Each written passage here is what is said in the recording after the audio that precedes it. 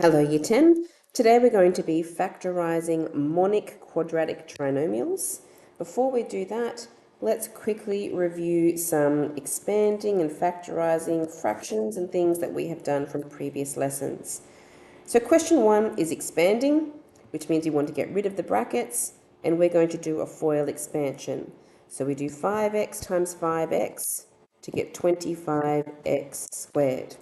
Then we do 5x times minus 6, which is minus 30x. Then minus 3 times 5x is minus 15x. And minus 3 times minus 6 is a positive 18. Then the two middle terms can be collected up.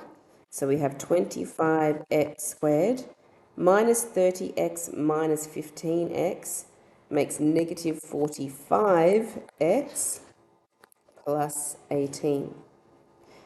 The second question, we are factorising, which means we want to put it into brackets. There are 4 terms in this expression, which means we want to factorise in pairs. So taking the first and the second term, I can factorise out an x, which will give x minus 2. In the third and the fourth term, I'm going to factorise out a minus 5, so that I can have a positive x minus 2. Then the x minus 2 is a common factor, and the x minus 5 from the front goes into its own bracket. And that's it, fully factorised. Question 3, fractions and multiplying. So there's nothing that can be factorised in these fractions, but there are some things that can cancel. The x plus 2, sorry, not x, a. The a plus 2 can cancel the a plus 2 on the top. The 3 from the top of the first fraction can cancel with the 6 on the bottom, leaving a 2 on the bottom of that fraction. So all that remains is 1a, or just a on the top, and on the bottom, a 2. And that's it. Okay, time for our monic quadratic trinomials. So a quadratic has 3 terms.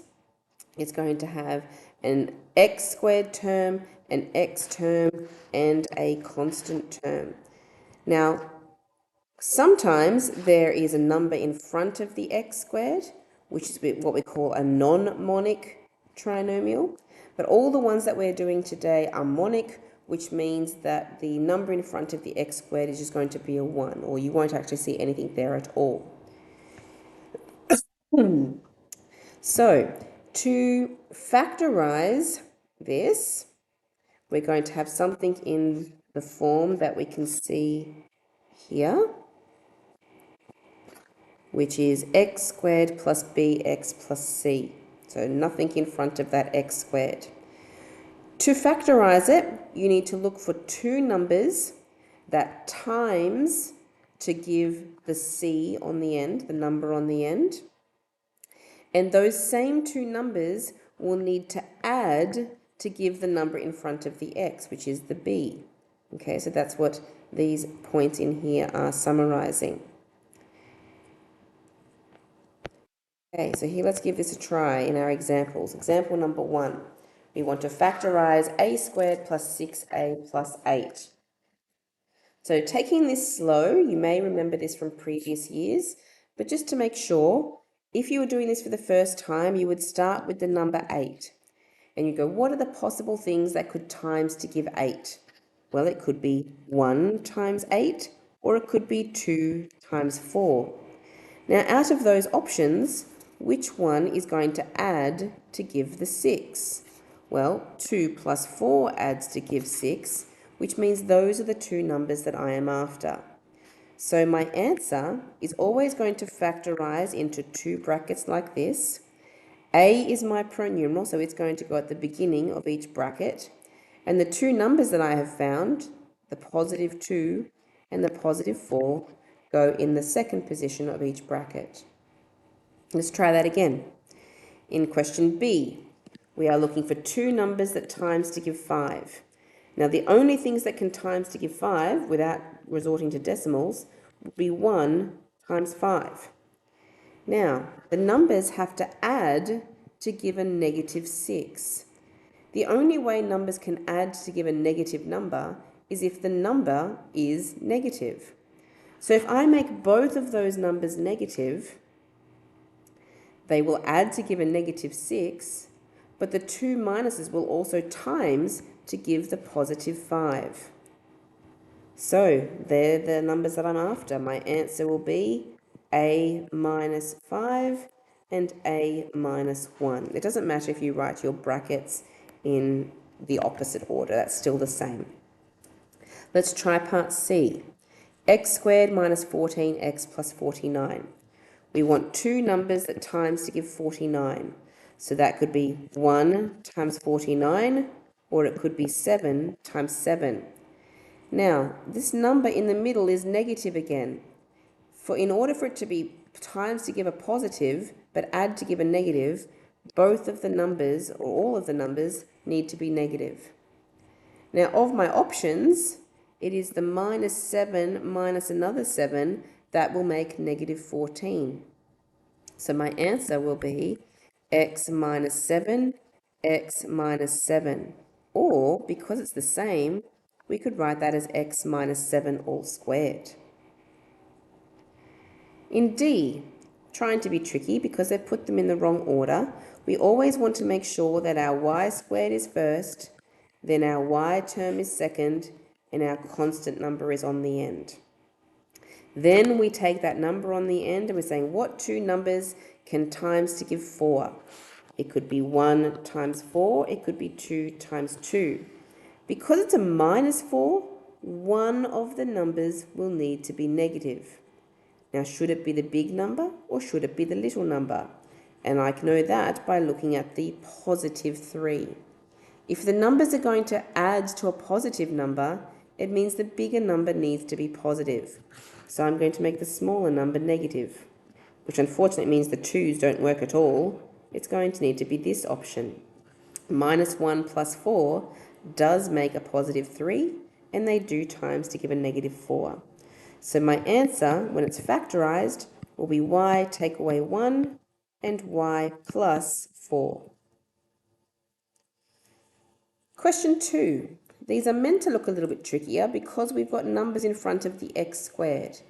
But we're not meant to be doing non-monics today. Instead, all you need to do for these questions is take out a common factor first.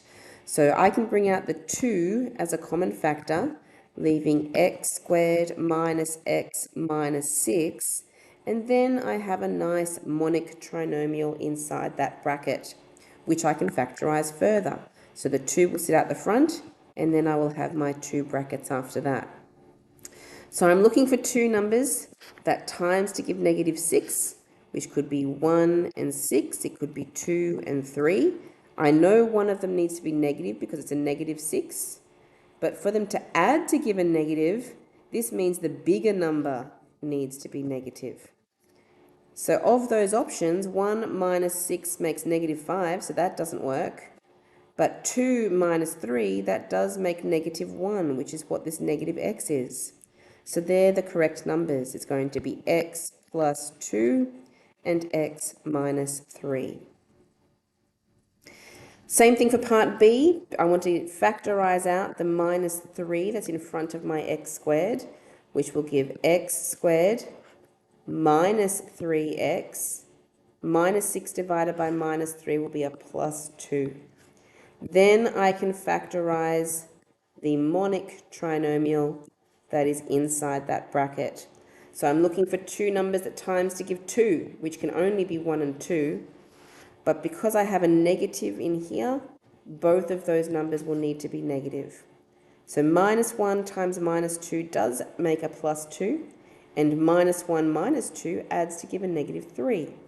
So it works. So it'll be x minus 1 and x minus 2. Now we can also use this to help us with our fractions. So I can see that I have a trinomial on the top of this fraction, which I could factorize. So you should always factorize first if you can identify something in there that can be factorized. So looking at this 20, things that times to give 20 could be 1 times 20, it could be 2 times 10, it could be 4 times 5. It's a negative 20, so one of the numbers is negative, but because they add to a positive, the bigger number is positive. So I'm going to make all the smaller numbers negative.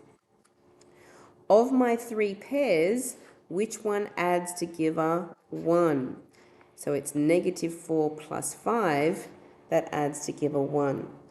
So my factorized fraction would be x minus 4, x plus 5, all over x minus 4. And then the x minus 4's can cancel out, which leaves x plus 5 as the answer. Question 4 can also be factorized. Don't forget that sometimes factorizing means we need to go into third form. So on the top of that fraction, we have a difference of 2 squares, which will factorize into 2 brackets. So square rooting 7x squared, we will get square root of 7x. The square root of 5 will be square root of 5 here, square root of 5. 1 will be a plus and 1 will be a minus. On the bottom, we can't factorize it anymore, but that denominator is the same as one of my brackets, so I can cancel it off. And my answer is square root of 7x minus the square root of 5. Question 5. So this is a multiplication sign in here. We want to factorize everything and see if we can get things to cancel off. So the more practice we do, hopefully the less you need to write down your times tables up here, and you can be doing that part in your head. But I'm write this one for you. So minus 10, the things that times give minus 10 could be 1 and 10 or 2 and 5. One of them needs to be negative in order to get a negative number. But the negative number will be the smaller number because I need a positive addition in here. So I put the negative on these ones, which means it's going to be minus 2 plus 5. That will make a positive 3. So this will factorize to be x minus 2, x plus 5, all over. Now the bottom, that's a difference of 2 squares. So that's going to be the square root of x squared is x and x. Square root of 4 is 2 and 2. One's a plus, one's a minus. Now moving on to the second fraction, I have another trinomial. So we say what times is to give negative 2 and adds to give a negative 1. This time I'm not writing them down. It's going to be a negative 2 and a plus 1. That's going to work. On the bottom, I only have 2 terms and there's not a minus in there. So this is just a common factor that I can bring out, which is 2. 2 bracket x plus 5. So once everything is completely factorized, let's look for things to cancel. X plus 5 cancels x plus 5. X minus 2 cancels x minus 2. And I think that might be it. So the things that remain are x minus 2, x plus 1 over x plus 2 times 2, we put the 2 first, to be 2 bracket x plus 2, and that's as much as we can do with that question. Let's try again. Question 6, this time it's a divide. Factorize everything first. So on the top, we have a difference of 2 squares, so we can square root the x squared, which will give an x at the start of each bracket. The square root of 49 is 7, so we'll have a plus 7 and a minus 7. On the bottom, we have a trinomial. So we're looking for numbers that times to give negative 28 and add to give a negative 3. So one will be a positive number, one will be a negative number. So this is going to be a negative 7 and a positive 4. That will work. Now I'm going to be very tricky here. I'm going to turn this into a times and flip my fraction upside down, but at the same time I can factorize a 6 out of that denominator, which would become x plus 4.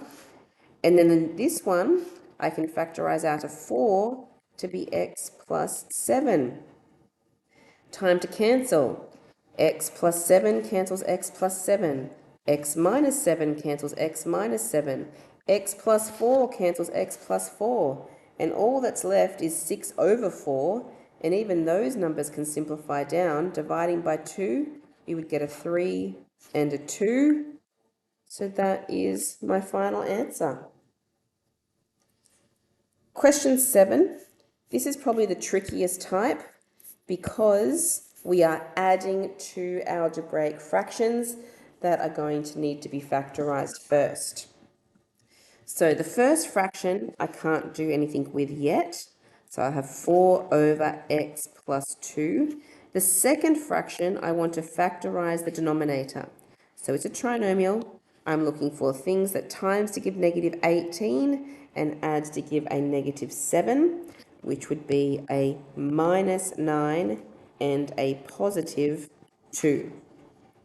Okay, the 3x is still sitting on the top. Now, what that shows me is that both of those fractions already have an x plus 2. But the first fraction does not have an x minus 9. So I want to multiply the x minus 9 to the numerator of the first fraction so that I have a common denominator. The second fraction already had everything, so it doesn't need to change at all. Then I'm going to expand out the top to be 4x take away 36, and then plus the 3x on the end. Don't expand the denominator, just write it down. And then collecting like terms, 4x plus 3x makes 7x minus 36, all over the same denominator yet again. And that's it. Okay, so that's the end of our theory section. Time for you to do exercise 5D.